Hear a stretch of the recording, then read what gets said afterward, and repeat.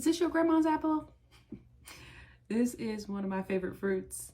It is, in fact, the only apple that I will eat, and it is pretty high on the list of those that are called domestic fruit, although there's a whole story about this apple. So, who is Granny Smith?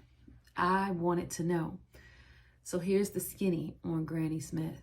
So, Maria Ann Sherwood Smith was born in the late 1700s in New England. She was born to a family of farmers, and she was really good at her work on the land, had a green thumb.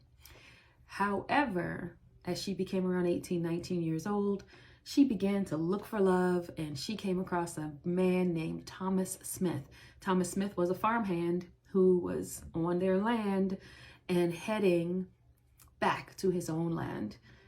That was in Beckley, East Essex, right? So Thomas Smith from Beckley, East Essex, married Marie Ann Sherwood, now Smith. They did an excellent job of continuing the craft of farming and agriculture, fell in love, of course, made the babies, and then money became a little bit tight because now she's a little bit busy raising the little ones, and Thomas Smith is having to handle business out there in the agricultural way. He learned about an opportunity where the government was sort of advertising in the local newspaper that they were looking for people with agricultural talent to board a ship for Australia. He was like, I think we should do that. She was like, yep, I agree. They grabbed up the babies and they headed to Australia for work. They began to work as orchardists, which are, working in an orchard. At that point, they were raising their family, working in an orchard, and saving lots of money. They decided, okay, well, we feel like we can buy our own land. So they did, bought their own land, started their own orchard. Bing, in comes the Granny Smith. This happened completely by accident, however, because Mrs. Smith found this tiny little seedling growing between these two apple trees. And she thought, okay, this comes from the French crab apple. It's cute. She continued to propagate this cute little green apple. And then the apple became popular. It won a lot of awards for being a wonderful, cute thing and flavorful, tart, and good baking apple.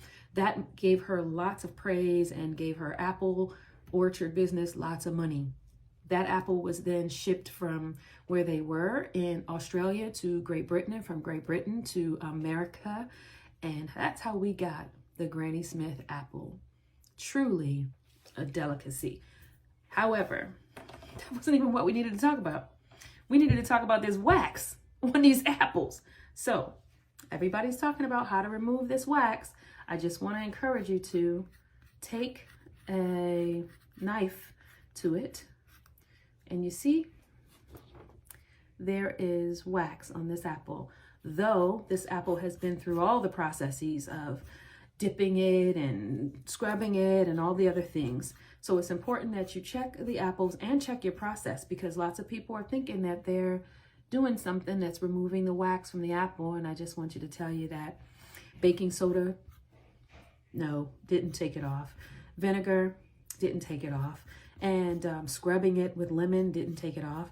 You're gonna need some hot water, because carnauba wax, as well as shellac or lac wax, the shellac is coming from a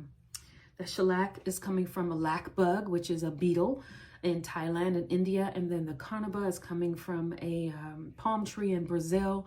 The waxes themselves are horrible for your gut, horrible for your memory, horrible for your respiratory system. It's really important that you check it out. And I know, because like I said, I'm about this green apple life, and it makes me have to dip them in hot water and scrub them really well. And I have to do a wax test. If you're not checking it, then you might be theoretically removing the wax, and it may feel less slick to you. But if you don't check it, then there could be a problem. So instead of this one, I'm going for this one, where I've been able to successfully remove the wax. No wax. Thanks, Granny Smith.